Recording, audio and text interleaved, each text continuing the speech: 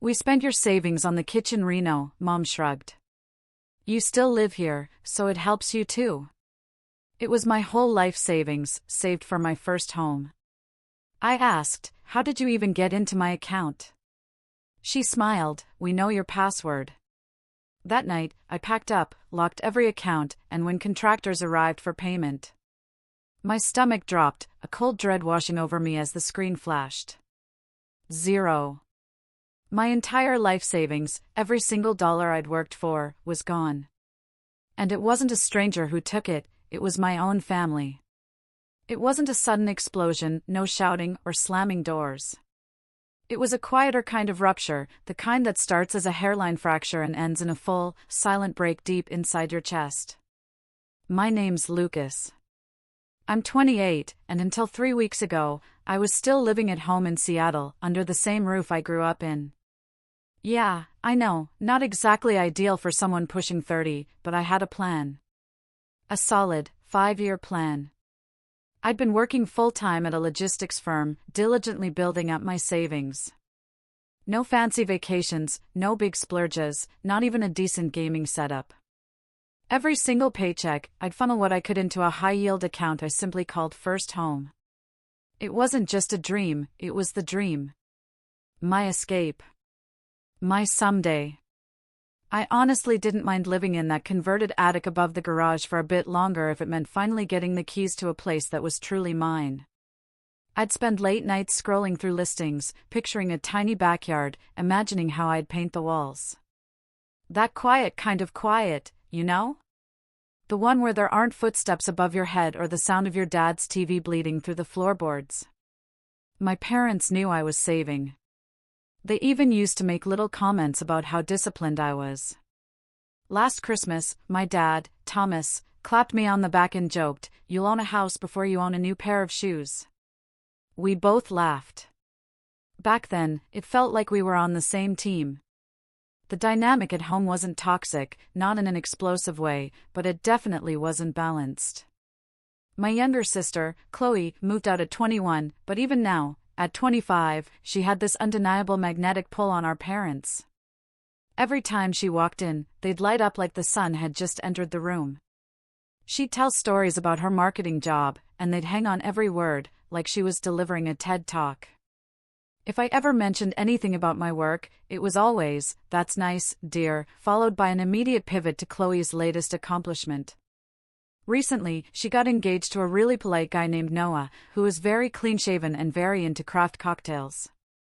Wedding planning took over every dinner conversation, even though the big day wasn't until next year. Still, I kept my head down.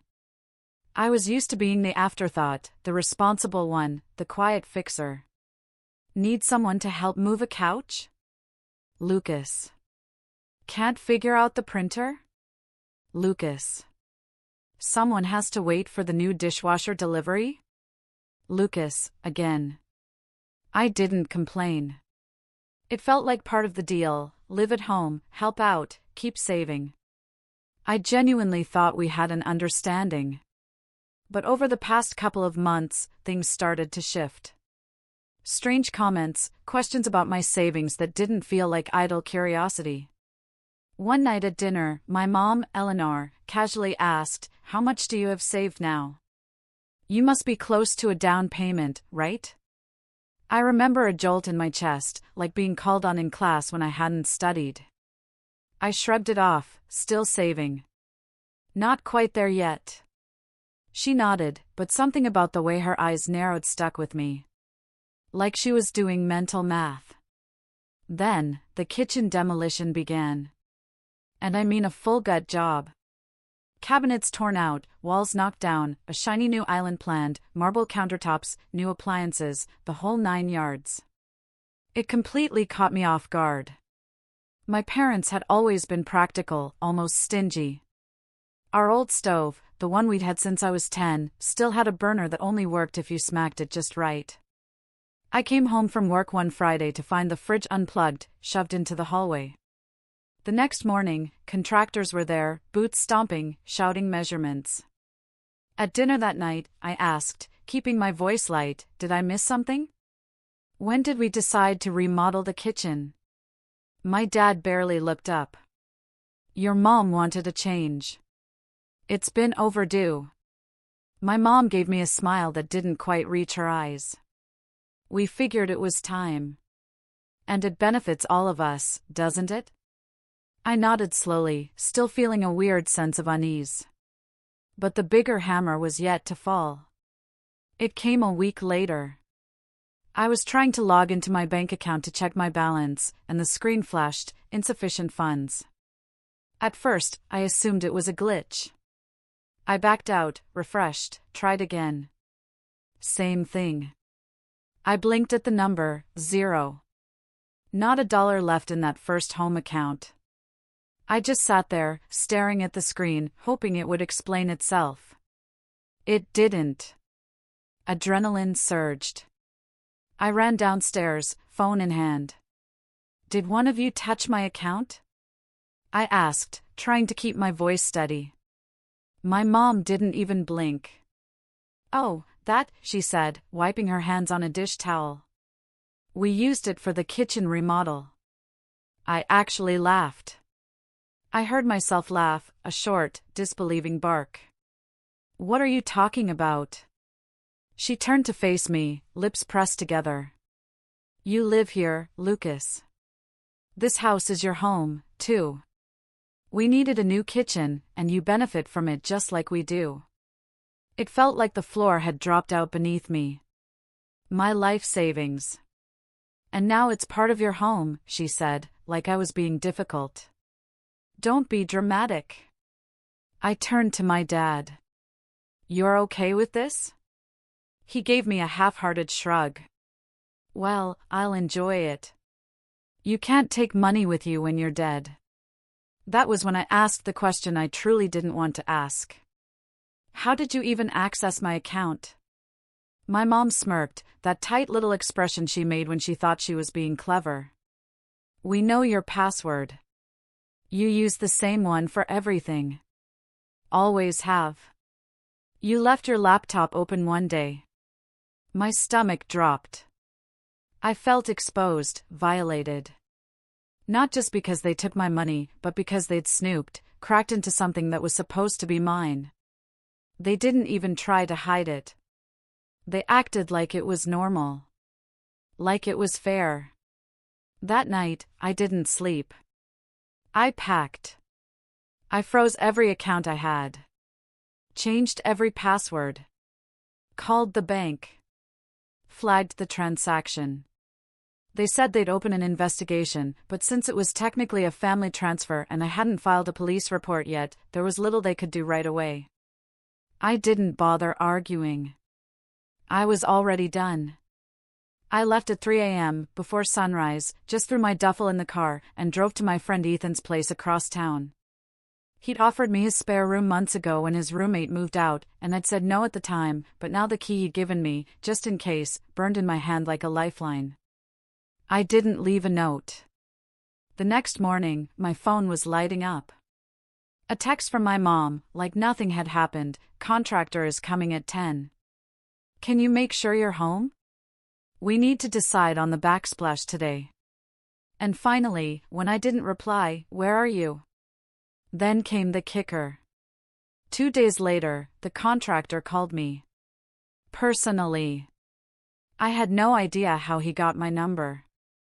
Hi, Lucas. Your mom said you'd be handling payment for the counters this week. Just wanted to confirm the transfer time so we can stay on schedule. I didn't even respond. I stared at my phone, heart pounding, as the realization hit me harder than anything else had. They weren't done taking. They were still expecting more. And that was when I knew this wasn't over. Not by a long shot. I didn't respond to the contractor's message. I just let it sit there on my phone like a ticking bomb. I wasn't ready to confront it yet. I wasn't even sure how to process it. The idea that my own parents had drained my account was bad enough, but that they'd just keep passing along invoices as if I was their personal bank? That made something in me finally crack.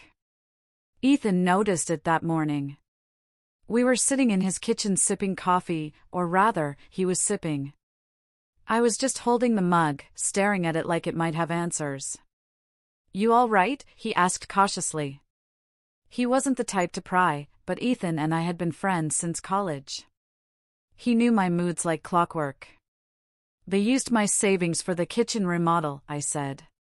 My voice came out flat, like I was reporting the weather. "All of it. Every dollar." Ethan blinked. "What? Your parents?" I nodded. "But didn't you say that was for your house?" I gave a weak laugh. "Yeah, that's what I said, too." He set his mug down. "Tell me you're joking." "I wish I was." Ethan didn't say anything for a minute. He just sat back in his chair, jaw tight. "Dude, that's theft." "Yeah, well," I muttered. "They're calling it a family investment." He looked at me, eyebrows raised. "You called the police yet?" I shook my head. "Not yet. Trying to figure out if I can even prove it." Ethan didn't pressure me. He just said, "Well, you're not paying that contractor, and you're staying here as long as you need." "All right?" I nodded. And for the first time in days, I felt like someone was actually on my side. The following week was radio silence from my parents. At first, I thought they were finally realizing I wasn't coming back. That maybe they were feeling some sliver of remorse. But then Chloe called. "Lucas, what is going on?" she asked, her voice dripping with annoyance instead of concern. "Excuse me, Mom and Dad are freaking out. Contractors are threatening to walk off the job. They said you ghosted them. Why are you making this such a big deal?" I felt my fingers curl into a fist. "They stole my savings, Chloe. That's why." "Oh my God," she groaned. "You're still on about that?" I blinked. "Still? It happened last week." She scoffed. "You live in the house. You use the kitchen. Why are you acting like they robbed a stranger?" I took a deep breath. "Because they did rob someone. Me." She didn't reply immediately. When she did, it was with that voice she always used when she wanted to sound smarter than everyone else. "You're being petty. They raised you. They supported you. You owed them something anyway." That line hit like a slap. I owed them. They had siphoned off my future and called it a debt I owed. Something in me flipped hard. "Tell you what, Chloe, you can pay the next invoice. You still use the kitchen, too, right?" She went quiet for a beat, then muttered, "I don't have that kind of money." "Neither do I," I said, and hung up. For a while, I tried to go back to normal. I focused on work. Ethan kept me company, but my thoughts kept circling the same drain. The sense of violation, the casual way they'd taken everything from me. It wasn't even about the money anymore. It was about the message underneath it: "You don't matter as much as we do." Then I heard from Aunt Carol. She called out of the blue, which was unusual. She only ever called for holidays or funerals. I almost didn't answer, but curiosity got the better of me. "Lucas, honey, I just wanted to check in on you," she said, her voice unusually gentle. I hesitated. "Why?" "Well," she sighed.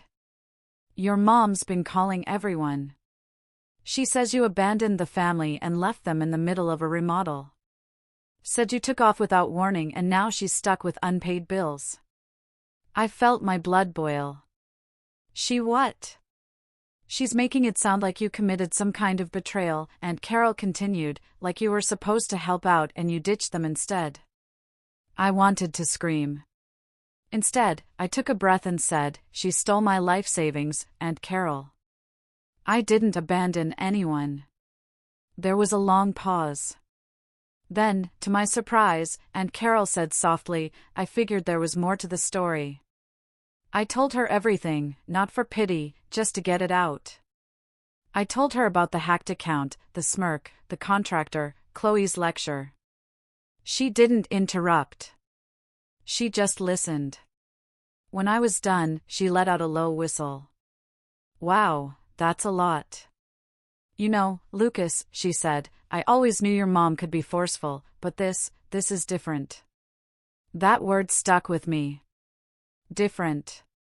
It validated everything I'd been struggling to articulate. It wasn't just a misunderstanding. It was a betrayal. Over the next week, I started to see the ripple effect. I got texts from extended family, cousins I hadn't talked to in years, all asking the same question: why did you bail on your parents?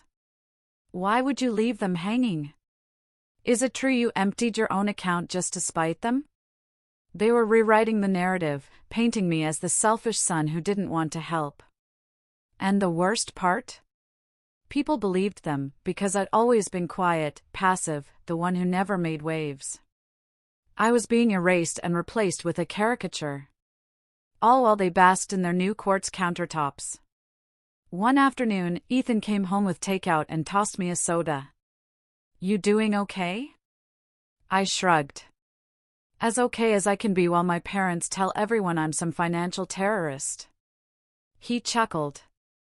That's a hell of a title. I smiled weakly. Then my phone buzzed again. This time it was an email. Subject line: payment reminder, final notice. It was the contractor again. He'd attached the invoice. And this time, he CC'd me and my father. I scrolled through the email, heart pounding, and then froze. There it was, a copy of the signed estimate with my name on it. Except I never signed anything. I printed it out and looked closer. The signature was close. It even matched how I usually signed, but I knew my own hand. I never authorized that. I never even saw that document. They forged my signature, I whispered. Ethan looked up. What? They forged my signature to make it look like I agreed to pay for the counters. He stood slowly, eyes hardening. That's illegal, dude. I nodded slowly, a mix of fear and fury building in my chest. I sat down, printed another copy, and opened a new folder on my desktop. For the first time, I wasn't just reacting. I was documenting: screenshots, emails, texts, call logs. I filed a fraud report with my bank. I called the contractor and told him flatly that I had not signed that estimate and that any future invoices would be considered harassment. He didn't reply, but the next morning I got another call, this time from my dad. Lucas, he said, tone sharp. What the hell did you tell the contractor? I didn't answer right away. Do you have any idea how embarrassing it is for us to get a call like that? We trusted you. That was the moment. That exact sentence. We trusted you. I almost laughed. You trusted me? I said quietly. You hacked my account. You stole my savings. You forged my signature. And you trusted me? There was a beat of silence. Then he said, well, maybe if you weren't so selfish, we wouldn't have had to. That was it. The final crack. Something broke wide open. Inside me. All the years of brushing things off, of letting them take without pushing back. Of being the good son, the patient one, the afterthought. I wasn't going to be their ATM. I wasn't going to be their scapegoat. Not anymore. And that's when I started making real plans. Plans they wouldn't see coming. I didn't sleep much the night after my dad said, maybe if you weren't so selfish, we wouldn't have had to. The words repeated in my head like a skipping record. I lay in Ethan's guest room, staring at the ceiling, the fan spinning slowly above me, feeling like the world had turned inside out. They stole from me, lied about it, forged my signature, tried to bury me in debt. And when I pushed back, they made me the villain. That was the bottom. the moment it all finally sank in. Not just what they did, but what it meant. I wasn't going to get an apology. There was no lesson they'd suddenly learn. No warm family reconciliation scene waiting in the third act. They believed they were right, justified, righteous even. And that realization, that hollow, bitter truth, wasn't just painful. It was freeing. That night, around 3 a.m., I got out of bed, made a list, and for the first time since leaving home, I stopped reacting to them and started focusing on me. Step 1, get my money back, or as close to it as I could. The fraud claim I submitted to the bank was still under review, and I wasn't holding my breath. Technically, the transfer had been from me to a household account, which blurred the lines for them. But the forged signature? That was a different story. I scheduled an appointment with a lawyer for the following week, someone who specialized in financial mistreatment and family fraud. Ethan's coworker had gone through a messy inheritance battle and highly recommended the guy, an older attorney named Walter, who looked like he hadn't smiled since 1993, but had eyes like a hawk. He took one look at the forged document and said, "We can work with this." Hearing that alone felt like breathing after being underwater too long. Step 2, get out of survival mode. I'd been drifting emotionally, eating whatever Ethan had in the fridge, answering work emails mechanically, avoiding social media like it was poisoned. But slowly, I started reclaiming my rhythm. I changed my phone number, closed the old email tied to all my family contacts, and created a new one just for personal use. I picked up an extra freelance side gig doing logistics consulting online, and it paid better than expected. 2 weeks in, I'd already pocketed enough to start building a new savings account. This one under two-factor authentication and with a password even I could barely remember. I didn't tell anyone. Not Ethan, not my coworkers, no one. I was done explaining myself. Done seeking validation. This rebuild was mine. Step 3, set boundaries. Iron ones. My mom sent me a text one morning out of the blue. "The fridge came today. Looks amazing. You should come see it." Smiling face with smiling eyes, no apology, no acknowledgement, just an emoji and an invite to admire the thing they bought with my money. I didn't reply. She followed up 3 days later. "Chloe's coming over Sunday for dinner. You're still welcome, you know." I stared at that one for a long time. Welcome. Like I was a guest in a home they'd gutted me to renovate. I didn't block her. I just muted the thread. No more giving their words real estate in my head. Around that time, Ethan came home from work one evening holding a 6-pack and 2 burritos. "You are not going to believe what I found," he said, plopping down at the kitchen table and pulling up his laptop. It was a real estate listing, a small one-bedroom condo about 20 minutes away. Nothing fancy, no backyard, no fireplace, no Instagram-worthy lighting, but it was clean, well-maintained, and more importantly, affordable. "Thought you might want to look," he said. "I know you're still recovering, but figured it couldn't hurt to browse." I didn't say anything for a moment. Just stared at the screen, the pictures, the hallway, the modest little balcony, a place that could actually be mine. "I'm not ready yet," I said finally, my voice quiet. "But thanks." He nodded, didn't push, just handed me a burrito and cracked open a beer. I didn't open the listing again for 3 weeks. But when I did, I saved it, just in case. As the weeks rolled on, the pieces kept falling into place. The lawyer, Walter, had sent a demand letter to my parents outlining the fraud and requesting repayment under threat of a civil suit. I hadn't told him to go nuclear, he did it himself after reviewing everything. Walter was blunt, "They're banking on you being too nice to fight back. Prove them wrong." The response came 2 days later. A formal letter from a different lawyer, one I recognized as a family friend. It was patronizing, full of soft language like familial misunderstanding and mutual benefit. At the end, it offered a settlement, $8,000. They took nearly $38,000 from me, and they offered $8,000. I didn't even have to think about it. I told Walter to reject it outright. He raised his eyebrows. You sure? I nodded. They don't get to lowball their way out of this. He leaned back, clearly pleased.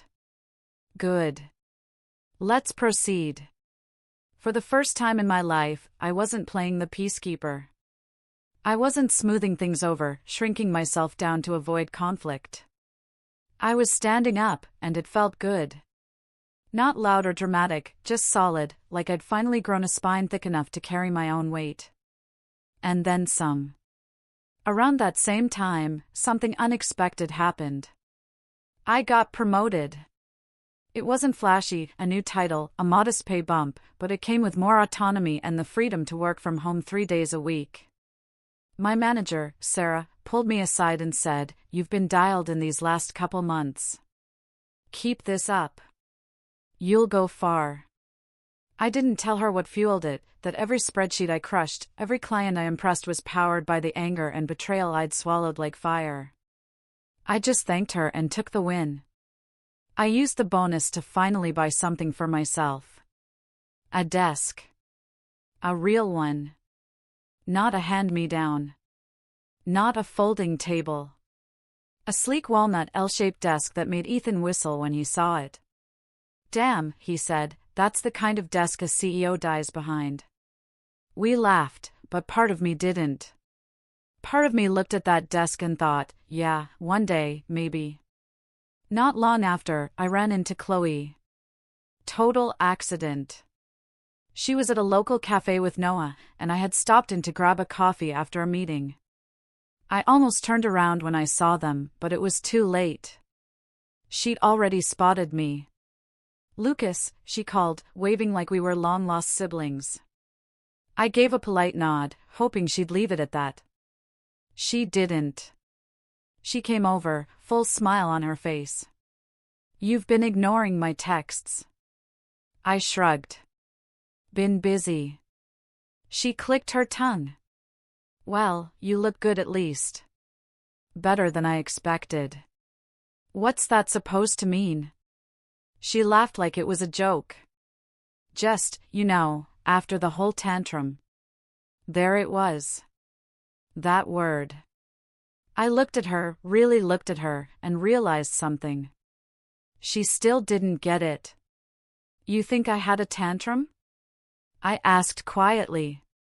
She blinked. "Well, yeah. I mean, come on, Lucas. You disappeared. You made Mom cry. You lawyered up. They stole my savings." "It wasn't like that. They forged my signature." Chloe shifted uncomfortably. "They just didn't know how else to ask for help." I smiled, cold and small. "Funny, I don't remember them asking." She didn't have a comeback. I finished my coffee and left. Didn't even look back. It was the first time I walked away from her without carrying a backpack of guilt, and it felt like flying. I went home that night, Ethan's home, still technically, but it felt like mine now, too, and sat at my new desk. Pulled up the saved real estate listing. It was still available. The price had dropped by $2,000. I stared at it for a long time, heart thumping. Then I opened a new tab, mortgage calculator. I was getting closer than I'd ever been, and as the numbers came together on the screen, a small smile curled at the edge of my lips. They took a piece of me, but I was building something better. Quietly, steadily. They thought they buried me. They didn't know I was a seed. It was a Tuesday again. Strange how Tuesdays seem to mark turning points in my life. The first time they took from me, it was a Tuesday. And now, months later, I was holding the final bank letter confirming the fraud ruling in my favor, also on a Tuesday. The bank hadn't recovered all of the funds. But they returned a little over $18,000 to me. That, combined with the extra freelance work and my now even higher paying promotion, Sarah had bumped me again after I helped land a massive client, put me within arm's reach of something I hadn't dared think about in months: home ownership. On my terms. I sat at my desk, that sleek walnut L-shape that had come to symbolize everything I was quietly reclaiming, and stared at my laptop. The real estate listing was still bookmarked in my browser, but I hadn't clicked it in weeks. Not because I wasn't ready, but because something had shifted. I no longer just wanted to move on. I wanted to make it matter. It wasn't about revenge at first, not consciously, but once the pieces began to fall into place, once I started noticing just how deep my parents' manipulation went, I knew that just walking away wasn't enough. I wasn't going to yell. I wasn't going to burn bridges in some big dramatic blowout. I was going to let the bridge collapse under them, brick by brick, while I stood on the other side and watched. Because here's what I discovered during my quiet rebuild: there were cracks in their house. And I'm not just talking about the kitchen. I've been out of their home for nearly 4 months now. The lawyer, Walter, was working the civil case slowly, deliberately, and methodically, knowing full well my parents were bluffing their way through their own lawyer's weak defense. In the meantime, I started digging, not out of spite, but out of curiosity at first. I wanted to understand why they'd been so desperate. Turns out the kitchen remodel wasn't just a frivolous project. It was a bandage, a cover-up for the fact that they were trying to refinance the house to offset other debts. I found out by pulling property records. See, after the forged invoice stunt, I realized I needed to look at everything. So, I requested copies of the title records for the house and noticed something strange. A second mortgage had been taken out just months before the kitchen remodel began. That second mortgage hadn't been publicized to anyone in the family, and it was oddly timed. It had nothing to do with student loans or home repairs. Then I looked deeper, and what I found made everything click. It wasn't about me. It was about Chloe. More specifically, her wedding.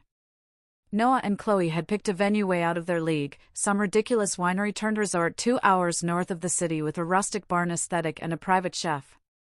I hadn't asked many questions before, but now I started pulling threads. According to public records, my parents had co-signed on a private loan Noah took out for part of the venue cost. I blinked at the screen.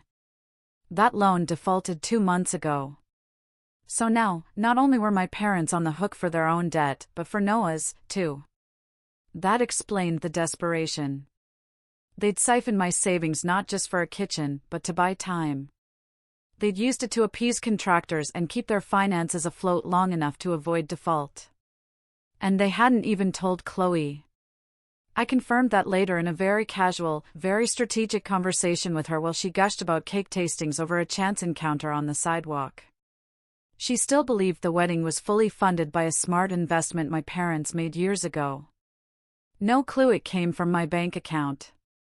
No clue the roof over their heads was being quietly chipped away with every overdue payment. No clue that the kitchen remodel was just a smokescreen. The moment I understood that, something inside me settled. This wasn't just revenge anymore. This was exposure, a surgical unmasking. They built a lie so elaborate they forgot one thing: I wasn't stupid. I was quiet. I played the long game. Always had. And now they were playing mine. I started with the civil case. Walter and I reviewed our timeline and evidence. We were approaching discovery, and their side was stalling, asking for extensions, avoiding depositions, trying to drag it out. So, we filed a motion to expedite and attached the forged signature documents and included proof that my login credentials had been accessed from their IP address. The day the motion was filed, I got a call from Chloe. "Lucas," she said, exasperated. "What are you doing?" "Following the law," I replied, tone even. "You're trying to ruin them." "They did that on their own." She sighed into the phone. "You know they can't afford this. Noah and I are already covering the rehearsal dinner now." I nearly laughed. Sounds like they can't afford a lot of things. Weird how they still found time to steal from me. She tried again. Please, just can't we settle this? You're not involved in this case, Chloe. I suggest you stay out of it. She hung up on me. That was the first satisfying moment. The second came a few days later. Walter called and said the judge approved the expedited motion. Depositions were now required within 3 weeks. Their lawyer would need to submit evidence or face default judgment. They were cornered, but I wasn't finished. That night, I opened my browser again, found the listing, the same one Ethan had shown me. It was still on the market. Price had dropped again. I called the realtor the next morning. She was cheerful. It's still available. It's been sitting for a while, actually. Why? Seller moved out of state. Wants to close quickly. Willing to negotiate. Can we schedule a showing? Of course. How's Thursday? I paused. Make it Tuesday. When I stepped into the condo, it felt surreal. Not luxurious, just real. No one else's name on the lease. No one else's energy in the walls. It was a blank slate. The kitchen wasn't fancy, but it was mine. No marble counters, no designer backsplash, just clean lines and functional space. It was perfect. I put in an offer that night. Low but fair. They accepted it the next morning. And then I did something I hadn't done in months. I smiled. Not the polite kind. The real kind. The one that says, I survived you. I started packing that week. Told Ethan I'd be out in a month. He tried to look disappointed, but he couldn't hide the pride in his face. You're really doing it, he said. Starting over? Not just starting over, I said, half smiling. I'm setting the stage.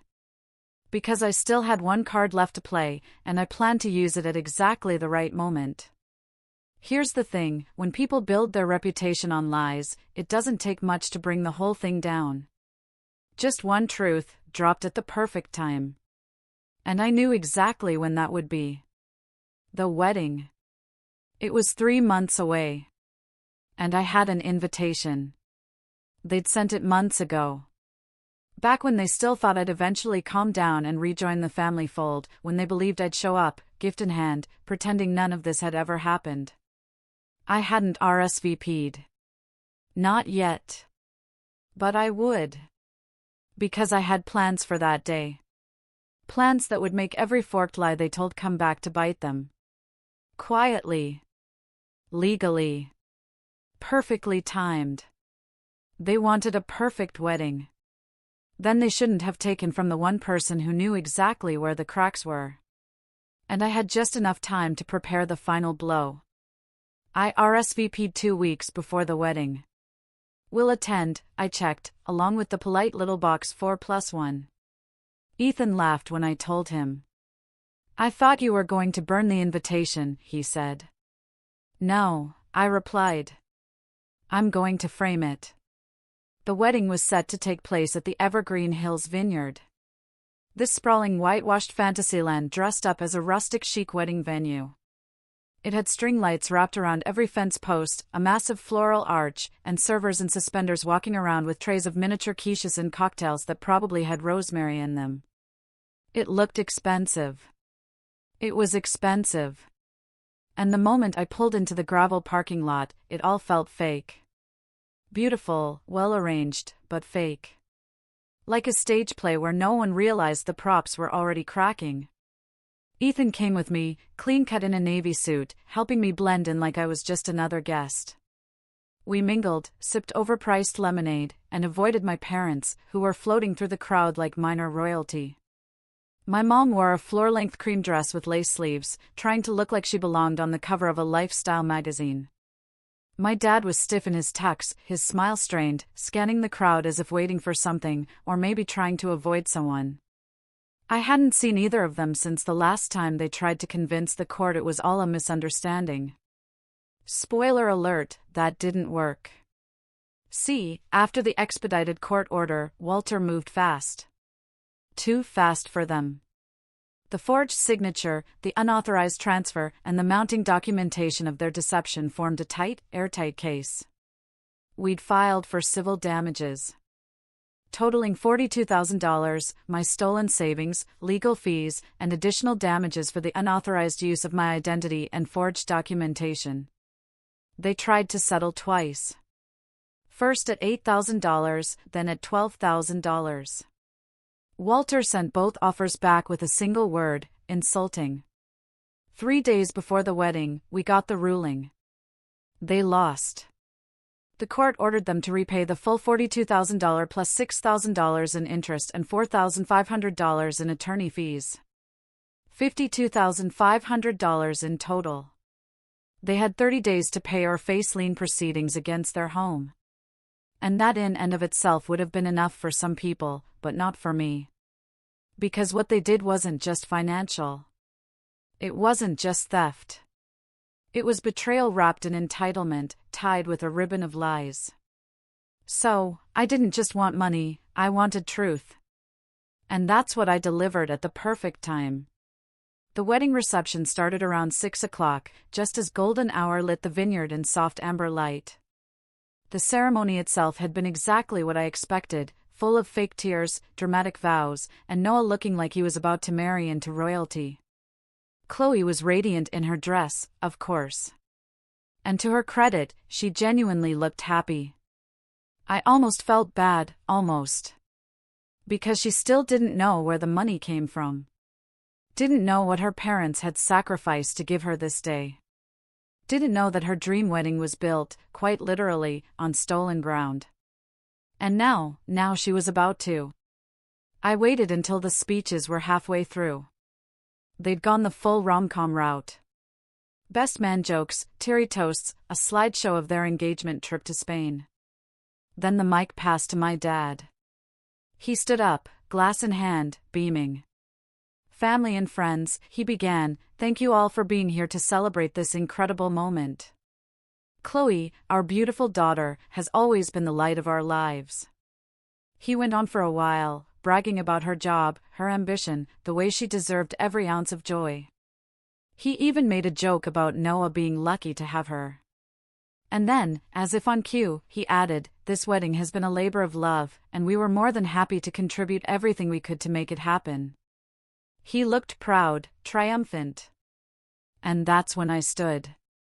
Ethan looked at me once, gave a short nod.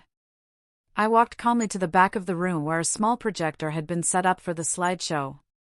The wedding planner, flustered, whispered, excuse me, that's off limits. I smiled. It's all right. I'm family. And then I hit play.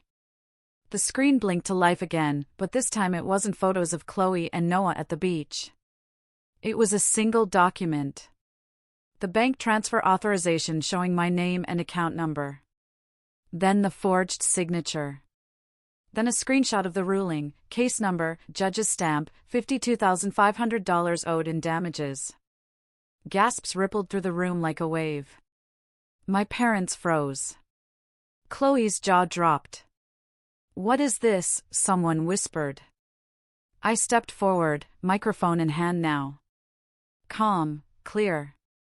That, I said, gesturing to the screen, is how this wedding was paid for. The silence was immediate and suffocating. My parents, I continued, my voice even, emptied my savings account.